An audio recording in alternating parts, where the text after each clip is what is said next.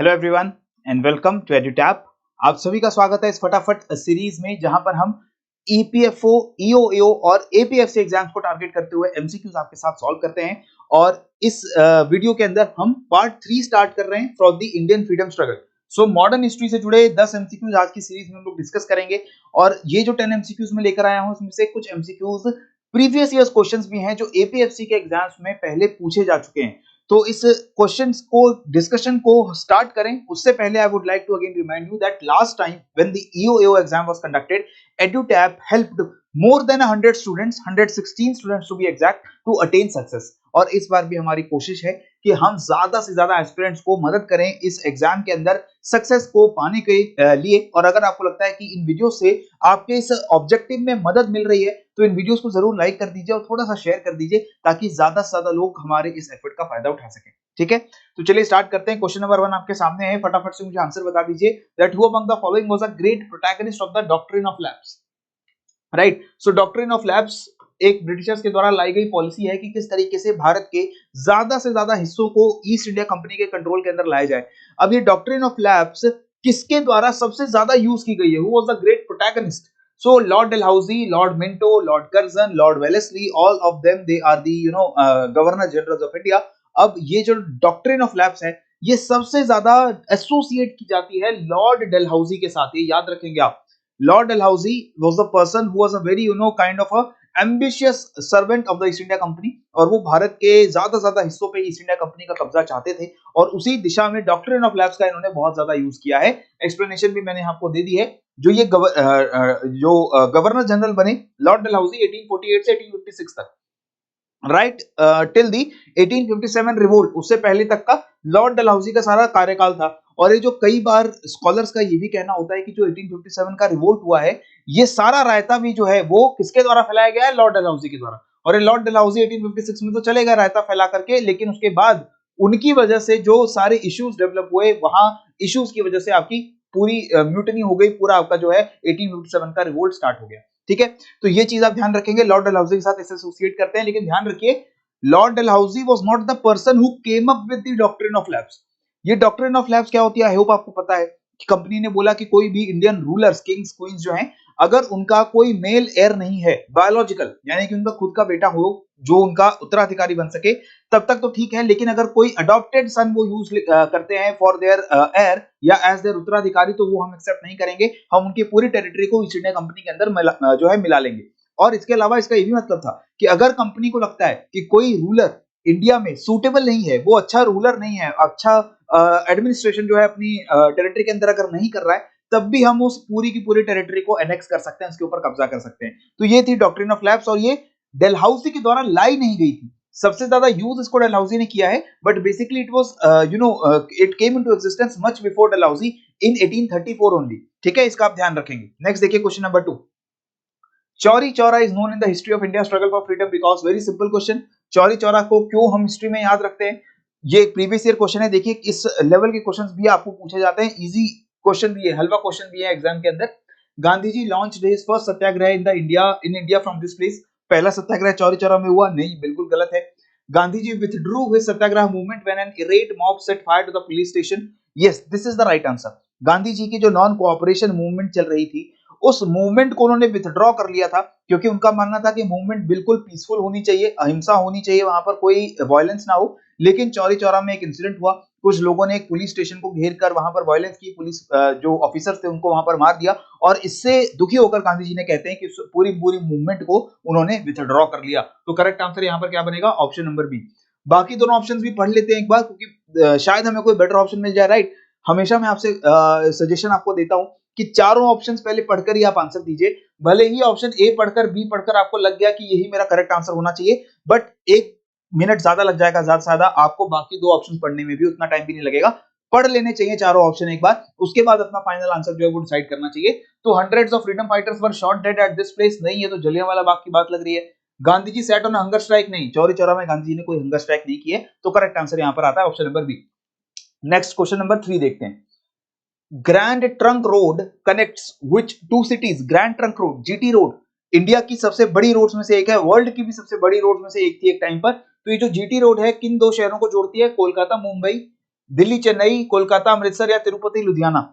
So grand Trunk road my friends Sher Shah Suri जी के द्वारा इसको बनाना जो है वो स्टार्ट किया गया था, और ये बेसिकली इंडिया के ईस्टर्न और वेस्टर्न पार्ट्स को कनेक्ट करने का काम कर रही थी। साउथ इंडिया में ये जीटी रोड नहीं जाती है। तो यहां पर आप देख रहे हो मुंबई, चेन्नई, तिरुपति, ये सारे जो सिटीज हैं they are in South India. So automatically we can eliminate these options and the correct answer will be Kolkata and Amritsar. तो अगर मैं बात करूं जीटी रोड की, काबुल से स्टार्ट होती है बेसिकली, और ये बांग्लादेश के चिटागोंग में जाती है, और बीच में इंडिया के अंदर it enters through Amritsar and it goes up to Kolkata and then forward it goes into Bangladesh. ठीक है, नेक्स्ट देखिए question number 4। The civil disobedience movement of 1930 culminated in the signing of a pact in 1931 by Gandhi ji and which person? 1930s में गांधी जी ने civil disobedience movement start किया डांडी मार्च के साथ, और ये मूवमेंट एंड होता है 1931 में, और एक समझौता, एक पैक्ट, एक एग्रीमेंट हो जाता है गांधी जी के साथ at that time who was the governor general of India, that person. तो वो पर्सन कौन थे? Lord Irwin, Lord Linlithgow, Lord Wavell, Lord Curzon. Correct answer है Lord Irwin. It is very famous pact, Gandhi Irwin pact, आपको याद रखना है। जो 1920 की नॉन कोऑपरेशन मूवमेंट स्टार्ट हुई, वो जो मूवमेंट है वो कैसे खत्म होती है? वहां पर चौरी चौरा इंसिडेंट हो गया, गांधी जी ने उसको विथड्रॉ कर लिया। लेकिन जो सिविल डिसोबीडियंस मूवमेंट है वो कैसे खत्म होती है? गांधी जी इसको विथड्रॉ करते हैं after his agreement with the Lord Irwin who was the governor general eight that time. और इस पूरे एक्ट के अंदर जो है ब्रिटिश गवर्नमेंट उनको मना लेती है कि आप आइए लंदन में आकर के जो गोल मेज कॉन्फ्रेंस, राउंड टेबल कॉन्फ्रेंस हो रही है, उसमें आप पार्टिसिपेट करिए, और आपकी बहुत सारी जो मांगे हैं, बहुत सारी जो डिमांड्स हैं, उनको भी जो है हम लोग मान लेते हैं। जैसे सॉल्ट टैक्स को लेकर के उनकी डिमांड थी, तो उसके ऊपर भी कंसेशन दिए गए ब्रिटिशर्स के द्वारा कि ठीक है, कोस्टल एरियाज में जो लोग रहते हैं अपनी डेली कंजम्पशन के लिए they can make salt etcetera etcetera. तो ऐसे छोटे छोटे उन्होंने कंसेशन दिए। गांधी जी गए भी राउंड टेबल कॉन्फ्रेंस में पार्टिसिपेट करने के लिए, लेकिन कोई फायदा हुआ नहीं, राइट। तो दोबारा से गांधी जी को वहां भी निराशा हाथ लगी है। ठीक है, आगे देखते हैं question number 5। Which leader is called the father of India's social reform movement? India के सोशल रिफॉर्म मूवमेंट का फादर हम किसको कह सकते हैं? महात्मा गांधी, राजा राम मोहन रॉय, गोपाल कृष्ण गोखले या Lokmanya Tilak. All four of them they are very important reform leaders in India. लेकिन इसमें सबसे पहले जो आते हैं, और टाइम में भी सबसे पहले, क्रोनोलॉजी में भी सबसे पहले, और अगर स्टैचर में भी कहें सबसे पहले, राजा Ram Mohan Roy. Raja Ram Mohan Roy, basically in the Bengal side, in the eastern India, he did very important religious as well as social reforms. अगर गांधी जी की बात करें तो पूरे इंडिया में इनके रिफॉर्म्स कह सकते हैं। गोखले और तिलक जी ने जो बॉम्बे प्रोविंस यानी कि बेसिकली वेस्टर्न इंडिया जो है, वहां पर इनके बहुत सारे रिफॉर्म मूवमेंट्स चले हैं। लेकिन करेक्ट आंसर यहाँ राजा राम मोहन रॉय होगा। इनको इंडिया का रेनेसां का फादर भी बोला जाता है। इसके साथ साथ ही is also credited as one of the most enlightened and liberal figures in the reformist society of our country. ठीक है, तो ये नाम राजा राम मोहन रॉय जी का भी याद रखेंगे। इसके साथ ब्रह्मो समाज, नव ब्रह्मो समाज, ये भी जो है वो एसोसिएटेड है। ठीक है, नेक्स्ट देखिए क्वेश्चन नंबर 6। एजर्शन और रीजन दिया है। अब पहले तो देखना है कि दोनों स्टेटमेंट जो एजर्शन है और रीजंस है, are they correct, are they true और not, and then we have to identify whether this reason is the correct explanation for assertion. So assertion है कि during the British rule, Congress ministers resigned in 1939 in all the provinces where they were in the office.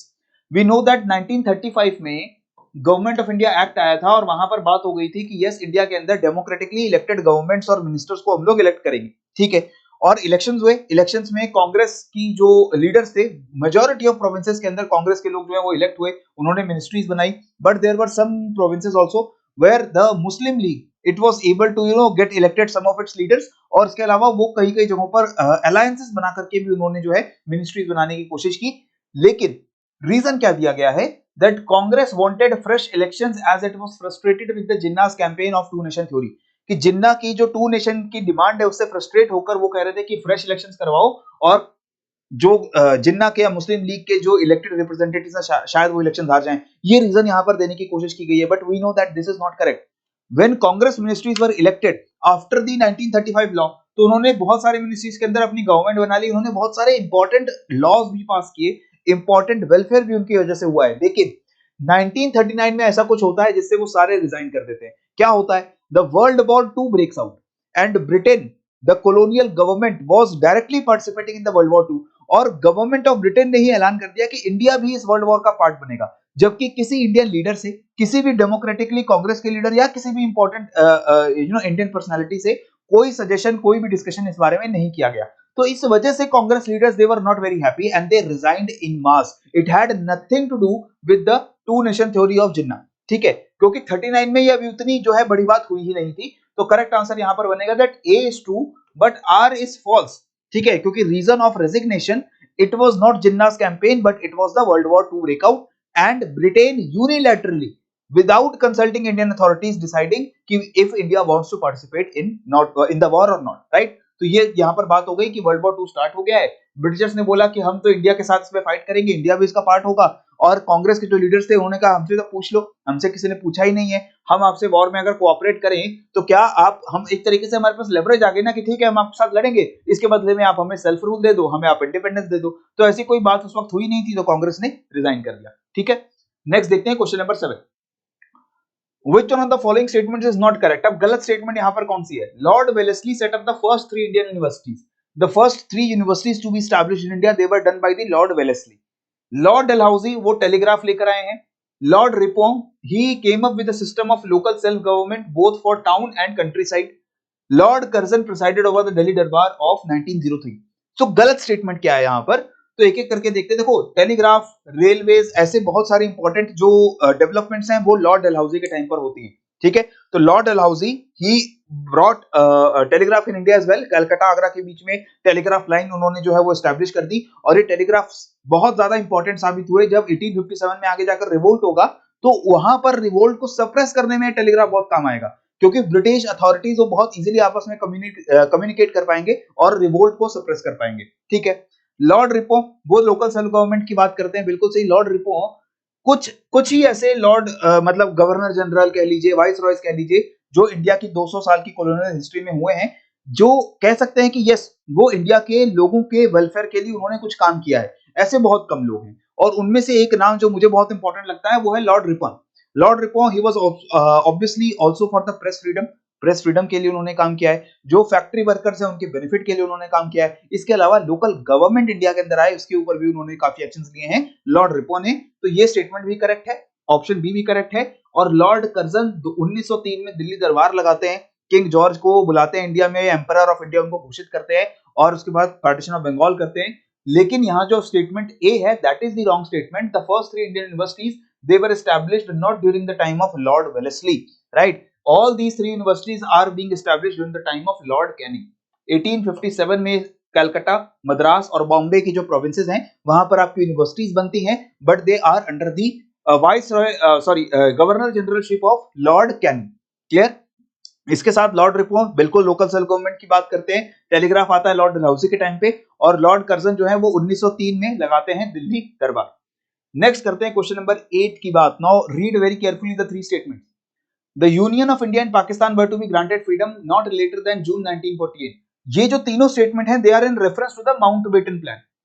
कि Mountbatten Plan के हिसाब से क्या statement जो है वो यहाँ पर करेक्ट है. सो पहली क्या है कि Union of India and Pakistan they were to be granted freedom not later than June 1948. ये जो टाइमलाइन है, this timeline is not part of the Mountbatten Plan. Mountbatten Plan से पहले ब्रिटेन के उस टाइम के जो पीएम है उनका नाम है क्लेमेंट एटली. एटली एक डिक्लेरेशन करते हैं इन द ब्रिटिश पार्लियामेंट और वहां वो बोलते हैं कि हम भारत को इंडिपेंडेंस दे देंगे. और ये डिक्लेरेशन वो कब कर रहे हैं? फरवरी 1947 में. ठीक है, और वो कहते हैं कि देखो हमारा प्लान है कि जून 1948 तक हम इंडिया और पाकिस्तान नाम की 2 इंडिपेंडेंट कंट्रीज बना करके वहां से अपना बोरिया बिस्तर जो है वो समेट करके चले जाएंगे. तो ये जो टाइमलाइन है 1948 की वो आप ध्यान रखोगे. That is given by the prime minister of Britain Clement Attlee in 1947 February.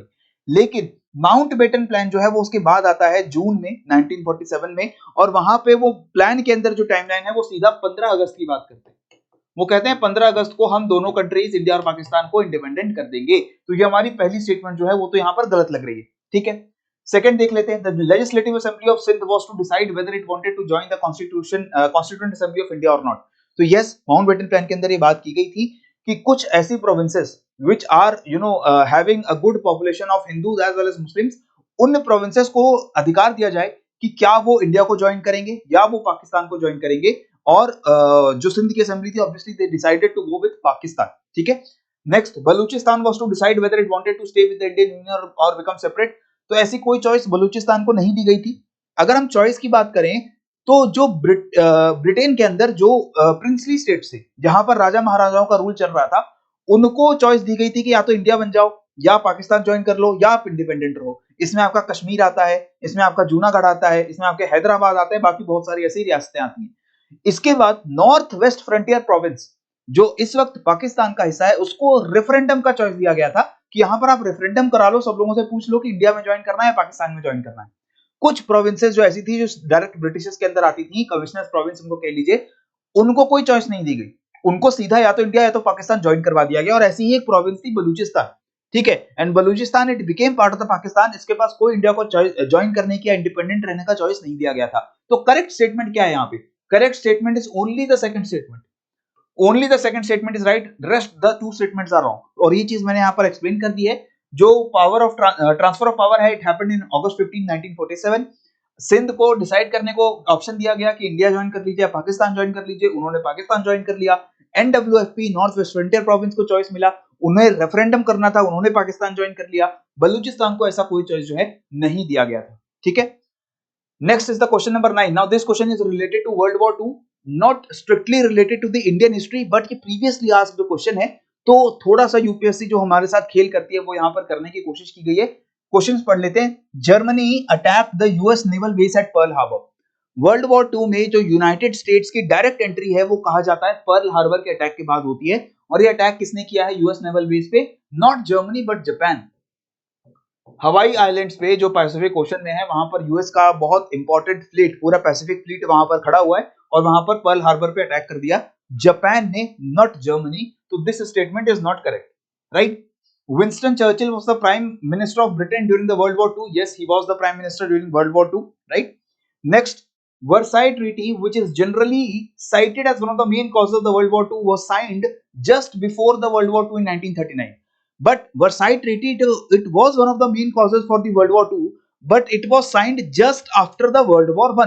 World War I के बाद Versailles Treaty होती है, 1939 में World War II के पहले नहीं होती, ठीक है। So this is also wrong. Next, Franklin Roosevelt was the president of the United States when nuclear bombs were dropped over the cities of Hiroshima and Nagasaki. This is again wrong. President Roosevelt, yes, he was a very instrumental figure during the Second World War, but he was not the president at the time जब atomic bombs को drop किया गया है। तो correct answer यहाँ पर बनता है only the second statement is right. Option C is correct. Winston Churchill prime minister थे, लेकिन बाकी तीनों चीजें गलत हैं। पर्ल हार्बर जो है वो जापानीज मिलिट्री के द्वारा किया गया है, राइट। जो ट्रीटी ऑफ वर्साई है वो वर्ल्ड वॉर 1 के तुरंत बाद होती है, ना कि वर्ल्ड वॉर 2 के पहले। इसके बाद president Harry S Truman was the person who basically decided to drop the atomic bombs on Japanese cities of Hiroshima and Nagasaki, ठीक है। लास्ट होमवर्क क्वेश्चन आप लोगों के लिए मैं छोड़कर जा रहा हूं, that in the year 1919 what was the reason for Mahatma Gandhi to warn the viceroy that a country wide satyagraha would be launched. 1919 में एक वार्निंग दे देते हैं, अल्टीमेटम दे देते हैं महात्मा गांधी और कहते हैं कि देखिए पूरे देश में सत्याग्रह में लॉन्च करवा दूंगा। ये जो रीजन क्या है इस अल्टीमेटम को देने का? He wanted the government to withdraw the Rowlatt act, he was forcing the British rulers to be sensitive to the Khilafat movement, he wanted the government to abolish the zamindari system to alleviate the miseries of the peasants, or he was forcing the British rulers to give at least the dominant status to India to make home rule possible. तो home rule के लिए किया, जमींदारी के against किया, खिलाफत movement के लिए किया, या राउलेट एक्ट को हटाने के लिए किया? किस लिए गांधी जी ने अल्टीमेटम दिया that we will start a nation wide satyagraha during the 1919? So answers comment section के अंदर मुझे बताइए। बहुत ही सिंपल क्वेश्चन है, ये कंसेप्चुअल है लेकिन it is a simple question and I want answers for that in the comment section as well. और अगर इन वीडियोस और इन क्वेश्चन से आपको कुछ मदद मिलती है तो प्लीज इन वीडियोस को जरूर लाइक करिए और शेयर करिए। इसके साथ साथ जाते जाते I would like to remind you about the 3 brilliant courses that Edutap has come up with, जिसमें एक हमारा मास्टर पैक है, एक टेस्ट सीरीज प्लस और टेस्ट सीरीज के कोर्सेज हैं। ध्यान में रखते हुए कि अलग अलग तरीके के एस्पिरेंट्स ईपीएफओ एग्जाम्स की तैयारी करते हैं। Some of those who need A to Z coverage of the syllabus along with test series, some of those who only need the test series and the coverage of unique components like industrial relations, labor laws, accounts, auditing and social security, and the test series only for those who already have covered the syllabus but just want a good quality test series with good questions with explanations। तो उनके लिए इस तरीके के courses मैंने आपको बता दिए हैं। डिस्क्रिप्शन बॉक्स में ज्यादा डिटेल्स आपको मिल जाएंगी रिगार्डिंग द 3 कोर्सेज, और आपको डेमो कोर्सेज का लिंक भी मिल जाएगा जहां पर आप जाके you can check the quality and reliability of these courses, right. So that is all that I had to give in this particular video. I hope you enjoyed this. Please पढ़ते रहिए, बढ़ते रहिए। जय हिंद एंड जय भारत।